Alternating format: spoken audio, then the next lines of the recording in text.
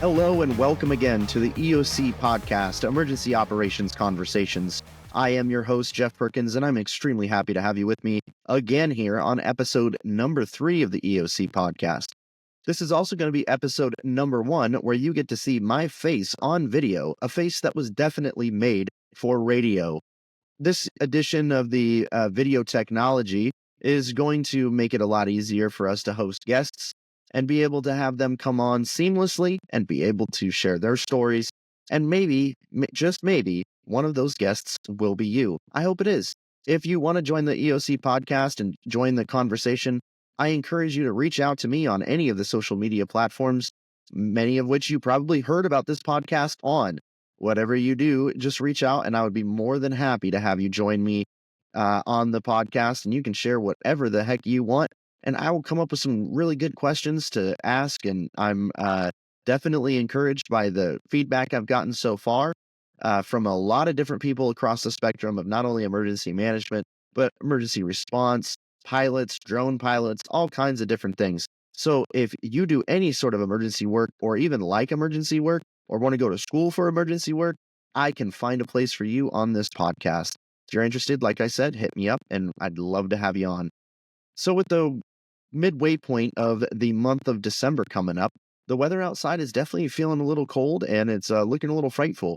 So I wanted to have a episode today that was about something a little bit warmer. And what's warmer in the field of emergency service and emergency operations than wildfire, and especially following a 2024 wildfire season that broke so many records. So I would definitely like to engage in that conversation. And we can always pick this conversation up because it is not going to end after today's episode. So if you work in the field of wildland firefighting or support that kind of work, I'm absolutely interested in having you on and would love to have you on and share your stories. And I think that it would definitely benefit our listeners as well. So that being said, today I am dedicating this episode to those men and women who stand on the front lines of one of the most dangerous jobs in the world, and that is wildland firefighting. So first and foremost, if you are a wildland firefighter, thank you for what you do. I cannot thank you enough. And this last year was really not only a record-breaking year, but it was a year that opened up a lot of people's eyes. And when it comes to wildland firefighting, there's a few different kinds of wildland firefighter. There are your publicly employed government firefighters. There's some that come in on a conflagration, like they're a structure firefighter that works around the state, and they come in and they do structure protection in the wildland urban interface. And then there's your private wildland firefighters and contractors and whatnot that work out there. And they make up a very large amount of the population of wildland firefighters, and they don't necessarily get the same benefits as your publicly employed wildland firefighters. So specifically today, I'd like to dedicate this episode to the Wildland Firefighter Foundation. Now, the Wildland Firefighter Foundation is an incredible organization that supports firefighters from any employment and their families during times of needs. We'll dive into their mission and what exactly they do, and I'll also provide some contact information and information on how you can get involved with the organization and donate and everything else. I'll leave all of that in the bio of this episode and make sure that you guys have the information in case you would like to support this organization. I support this organization. I have heard many stories from people who were recipients of the benefits of this organization.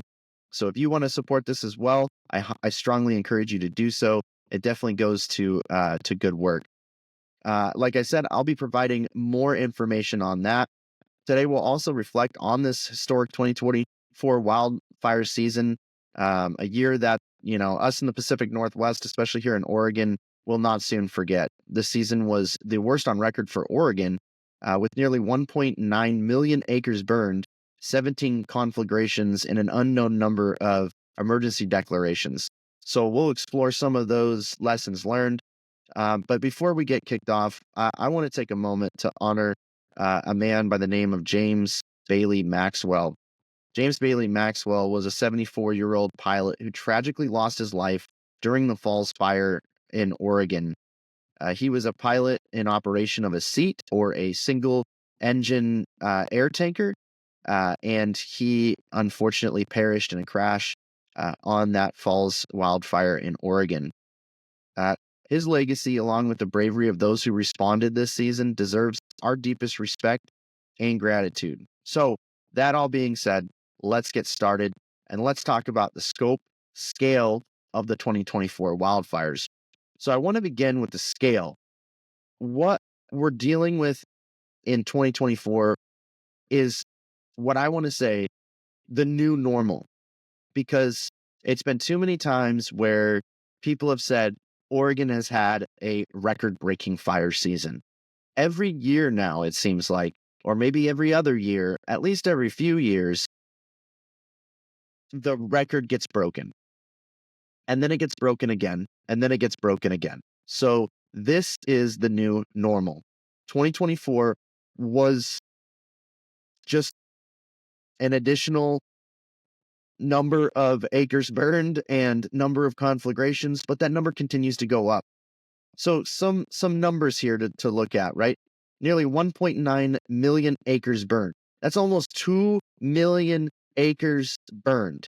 Think about that for a second. That is almost triple the state of Oregon's 10-year average of 642,000 acres. That is insane.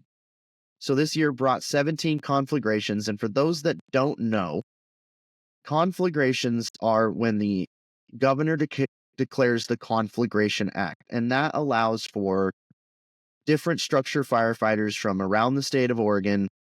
And I think a lot of other states other than Oregon do this too, but I can only speak intelligently about Oregon. But what that does is that allows for structure firefighters to come into an incident.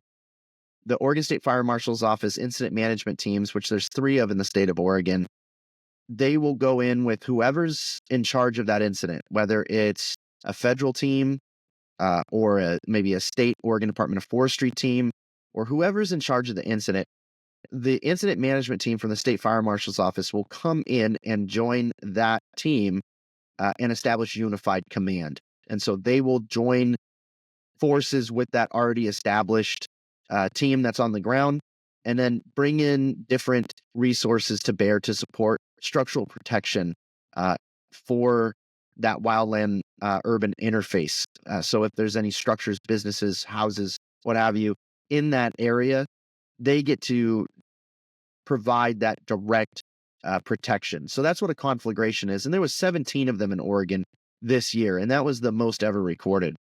There was 27 immediate response deployments, which are kind of pre-staged assets that are purposely placed throughout the state where there may be a fire nearby based on different statistics. So there was 27 of those deployments. Some of the largest fires in Oregon this year were the Battle Mountain Complex, which burned over 183,000 acres.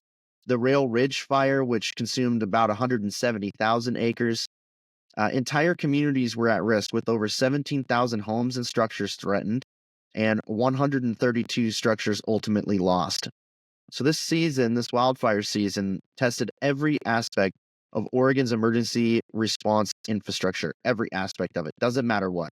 It also reinforced how critical it is to continue building resilience and improving our own coordination efforts. Now, when it comes to building resilience, that simply means we have to invest ahead of time, so before wildfire season, in making sure that people know how to take care of themselves. So when this disaster strikes, we want to make sure that people can take care of themselves. They know how to create defensible space. They know when it's time to go. So even if they don't get a notification that they need to evacuate, if they know that, like, hey, things are getting pretty bad here, let me go to a friend's house or a relative's house outside of this area because I know where the fire's going. I know I'm looking at the different resources that are available, and I'm making the decision ahead of time to get myself and my family out of harm's way. That's having a plan. That's implementing that plan and just being aware of the risks that are associated with where people are. So building that resilience is a significant way that we can create a more resilient and self-sustaining population in that wildland urban interface. And it makes the job of, the Oregon Department of Forestry, the federal government, the state government, it makes that job a lot easier because they already have a population that's prepared and ready. Now, the impacts of this wildfire season were felt not just by those in those affected communities, but also by all the responders who put their lives on the line to protect those communities. So I'm going to shift the discussion to the challenges of those particular response efforts. Now, those challenges are many, right? Because responding to a wildfire season of this magnitude required an incredible amount of coordination as well as resources of all kinds. Agencies leaned heavily on the Oregon Fire Mutual Aid System to address resource shortages, and pre-positioned resources played a massive role in saving lives and minimizing damage. Those pre-positioned assets that I kind of talked about before. However, the operational tempo this season was relentless. No other way to say it other than that. Sustained deployment stretched resources and personnel to their absolute limits. And that was compounded by a heavy reliance on the seasonal workforce grants. So the communication and coordination among local, state, and federal agencies, they were vital, but it also exposed a lot of areas where there is an absolute need for improvement. And then also the grants that I mentioned, that also presents an opportunity to look at and say, okay, we know these are going to happen, right? I started the episode by saying this is the new normal. This is no longer a no notice event. If it gets warm and you're in Oregon, you best believe that it's going to burn. Things are going to burn. So this is not a no notice event. We know that fire is coming. We know it's going to happen. There is going to be fire on the landscape every single year. However, Oregon does not fund these wildfire efforts just right now. So today is the 13th of December. It's a Friday. This week, the legislature was actually meeting in an emergency session to be able to pay the contractors who helped fight the fire during this historic fire season. That's absurd. That's absolutely absurd. Again, I'm going to say this until I'm blue in the face. Wildfire is not a no-notice event. It is not. We know it's coming. So the fact that as a state legislature, we don't fund the ability to fight these, I want to say historic, but again, it's not historic because every year is breaking a new record, right? History is made every single fire season. So if I was to say, oh, it's only during the historic ones, that's every year now. That's every single year now. And there's a lot of discussion about why it's every year. There's all kinds of stuff. And I'm not going to get into that because I think that's a different podcast. However, I will say the legislature needs to use this upcoming long session to fund this effort of fighting wildfire properly. This historic season that we just went through is actually beneficial. It can be beneficial. Yes, it was hard. Yes, people perished. There was people injured. Millions of acres were burned. However, that already happened. And we can just say that happened and do nothing from that or learn nothing from that. Or we can say that happened and we're going to make sure that we use that as the vital lesson that it is and make sure that things are funded properly. So the 2024 wildfire season cost Oregon $317.5 million. That's the highest on record. And this raises critical questions about how we ensure that funding stability in the face of these growing threats. Because I'm going to say again, this is not a no-notice event. Wildfire is not a no-notice event. We know it's coming. We have to fund it. And again, this was the new record, but the new record is the new normal. That is the new normal. And it was tragic. And we can learn lessons and make ourselves more prepared. Like I said earlier, strengthening our communities, educating our communities, investing in our communities to make them more resilient.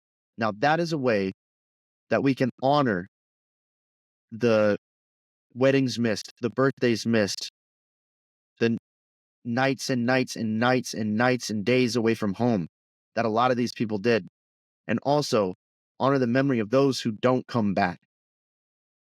And on that note, I want to honor James Bailey Maxwell.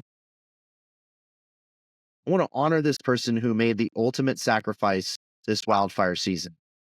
James Bailey Maxwell was a 74-year-old pilot who tragically lost his life during the Falls Fire. Mr. Maxwell had a remarkable career, flying professionally for over 5 decades and logging approximately 24,000 flight hours. He was an extremely experienced and respected pilot, and he dedicated his life to serving others. On July 25th, 2024, while assisting with suppression efforts on the Falls Fire, Mr. Maxwell's single-engine air tanker, or SEAT, crashed under difficult circumstances. Although the investigation is still ongoing, it's believed that adverse weather conditions played a role in the crash of the aircraft. Now, his passing is a profound loss to the firefighting and aviation community, and I want to express my deepest condolences to his family, to his friends, to his colleagues, anyone that works in wildland firefighting, whether you're in aviation or any other part, your colleagues are your family. And I have a personal tie to this particular incident because I was also on the Falls Fire when the plane went down.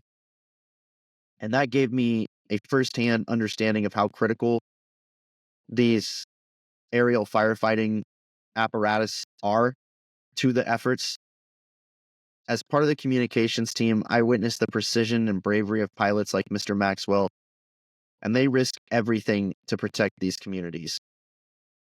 And I want to close this part of the episode by saying that his dedication and his sacrifice will never be forgotten by me, and I'm sure many, many others as well. But before we move on, I'd like to highlight that organization that I was talking about before, the Wildland Firefighter Foundation. And that particular organization has been instrumental in supporting the firefighting community. Their mission is to assist families and injured firefighters or the families of killed firefighters that were killed in the line of duty. And they provide resources to those people, the firefighters or their families. And these people, they dedicate their lives to this profession, to protecting our lands, to protecting our forests. And if you live in the Northwest, you know that there is a timber industry that thrives but is also threatened, right? So a lot of these areas where logging happens and we're able to harvest timber, that's private land, right? That is what sustains our state. That's what helps keep people employed. And if all that land burns up, then there is no work, right? There's no logging if there's no trees. And there's no trees if they're all burnt to a crisp. So these people dedicate their lives to protecting other people's livelihoods and the places that we get to go and enjoy, where we get to go be one with nature. So they dedicate themselves to that. And this foundation dedicates itself to offering financial assistance, counseling, and advocacy for the firefighters and their families. And they do it not just to the government firefighters, they do it to the private firefighters as well. They provide all of this to anyone, regardless of the employer. And for that, I applaud the Wildland Firefighter Foundation. Again, if you'd like to learn more on how you can support their work or how you can donate, I ask that you visit wffoundation.org, wffoundation.org, or you can call them at area code 208-336-2996. Again, wffoundation.org. And I'll also provide all of this information in the bio of this episode. So you can find it on wherever you're listening to this episode or now watching, since we're on video. You should be able to follow a link to where you can learn more about the organization. And again, I support that organization, and I strongly suggest that you too. And organizations like this remind us that we're all part of a much broader community. No matter what part of emergency service that we work in, we are united by a shared commitment to resilience and care for one another. So again, wffoundation.org. All right, so we're going to kind of shift in a little bit different direction now. So we're going to talk about kind of some of the ways that 2024 wildfire season went right and went wrong. Where can we learn? What were the lessons that we learned during this 2024 historic wildfire season? So there were several lessons that stand out to me. First, the pre-positioning of resources made a significant difference in the response times. Second, enhanced public warning systems saved lives by enabling more efficient evacuation. So having the assets pre-positioned in places that we assume fire's going to happen worked. That worked great. We had resources ready to deploy to fires when they were burning nearby. Now, what does that tell you? That tells you we have people who know where and when fires are most likely going to happen, because we're able to put resources in an area where they have a short response time. Again, wildfire is not a no-notice event. The other thing, enhanced public warning systems saved lives by enabling more efficient evacuations. Now, I wrote that down because that's a very, very close to my heart topic, because in the Office of Statewide Interoperability, we oversee the state's contract of alert and warning called ORAlert. And so I see this as a huge success. But what was happened in addition to that was the ability for evacuation mapping. So if you have a county that has an alert and warning system, great. They have a way that they can reach out to their county and say, hey, you need to go. Some of these counties are huge, especially the ones where wildfire happens. These counties are massive. So if you're 200 miles away from the fire, you don't want to get an evacuation notice. So these maps and everything else, and these extra additions to that alert and warning software and technology is huge, and it's only getting better. And so I think that this year, as we rolled that out, and as counties and even at the state level started using this technology, I think it definitely proved its usefulness. Now, lessons learned, right, are not always great lessons. There was gaps in the predictive modeling. That meant resources weren't always allocated effectively. So there was some that were brought in from out of state, which is extremely expensive and maybe not placed in the best area.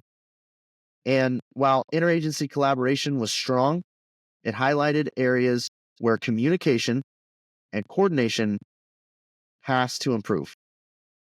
These lessons aren't just like technical related, but they're about ensuring the safety of both the first responders and the communities that they're heading out to protect.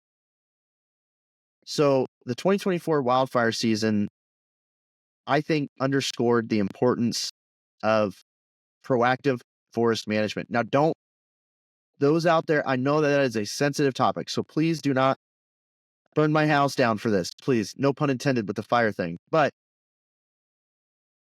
we have to manage our forests. We have to do, more harvesting if we can, thinning, doing prescribed burns.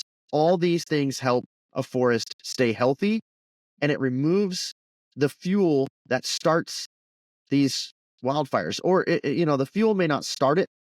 A lightning strike may start it, but if there's a ton of fuel on the ground, then of course it's going to grow. It's going to be big. But if a lightning strikes and there's no fuel, it's just a lightning strike. That's it. It doesn't equate to a wildland fire. Now, you can't do everything. You can't prescribe burn everywhere. You can't cut everything. You'll never 100% reduce the risk of wildfire. However, we have to do better. We have to do better. We have to remove these hazardous fuels that directly contribute to the frequency and intensity of these more catastrophic wildfires. The proof is in the pudding, right? We've seen it. We've gone through it enough times to know that mismanaged forests burn worse. And in the state of Oregon, and if you look at the maps of where these fires burned this year, many of them started on federal land. So the federal government land, either the national forest, national grassland, whatever the federal land is called, that's where a lot of these fires started. So I think we have to work more closely with our federal partners to be able to do some fuel reduction and some other things. Now, when I talk about fuel, I'm very familiar with that term because I work a lot in wildland fires. So a lot of people might not know what I mean by fuel. Fuel is like the stuff on the ground that falls and then piles up and then dries out and burns really fast, really, really fast. So some people call it duff on the ground. So there's ground fuels, and that spreads to ladder fuels, which are fuels that as like a ladder kind of would illustrate, climbs up the tree towards the canopy. And so reducing those fuels reduces the likelihood of these fires being so catastrophic, right? And so we need to be able to work together, not only at the state level, but with our federal partners to reduce those fuels. It will really, really, really help the efforts that we make if we can get our federal partners on board. And that's because a lot of acres in this state are federally owned. And the more acres you own in this state, especially when it's wildland environment, the more likely it is that you are going to have a fire on your property. And it can't be all up to the state to have to put out a lot of fires that burn. Maybe it starts in federal land, but then burns into state land or private land. If there was fuels reduction done in those areas that we know a fire might start, then we can really reduce not only the fires themselves, but we can also reduce the strain that's placed on the much smaller state government, which doesn't have their funding figured out yet. And the federal government can make those efforts, which will really help the state partners and the private companies that work to put these fires out and work to try to manage their lands, because they make money off their lands. That is their livelihood, right? So if we can get the private industry, the state government, the federal government all working together, communicating, collaborating, that's how I see that issue being resolved. But everyone has to have a seat at the table, and everyone has to want to sit down, right? And I don't see that happening right now. Now, for the sake of time, I'm going to move on. I got to try to also make this because I want this podcast to be something that's not just Oregon centric. Again, I'm just sharing my Oregon experiences here early on in the series because that's all I have. So I'm going to shameless plug here. Anyone that wants to be on this podcast, please reach out, especially if you're not from Oregon. I want to get your experience. I want to see what it's like in emergency management and emergency service all over the country and even the world. So if you're listening to this in another country, I implore you, reach out. I would love to hear your experience selfishly because I want to hear about it. And then I also want to share it with anyone that wants to listen. But I want to go up north a little bit to Washington. Sorry, California. You guys do your own thing. I'd love to hear from somebody in Cal Fire or anybody else that wants to share their experience about wildland fire because they kind of write the book on the thing. But I'm sorry, California, I'm going to leave you out of this episode today. We're going to talk a little bit about Washington. And when I say a little, we are strapped for time. So I am going to keep it short and sweet. But we're going to kind of look over at Washington and see how they tackled their wildfire challenges in 2024. And here in Oregon, we faced our worst on record. And Washington dealt with a series of significant fires that demanded similar levels of coordination and resource allocation. And I like to bring up Washington because Washington and Oregon collaborate extremely well.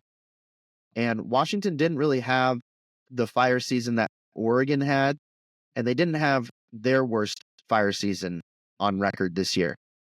That's not saying that they didn't have a significant fire season. I think that they did, but they offered a tremendous amount of help to Oregon when they noticed that their neighbor to the south was struggling. And so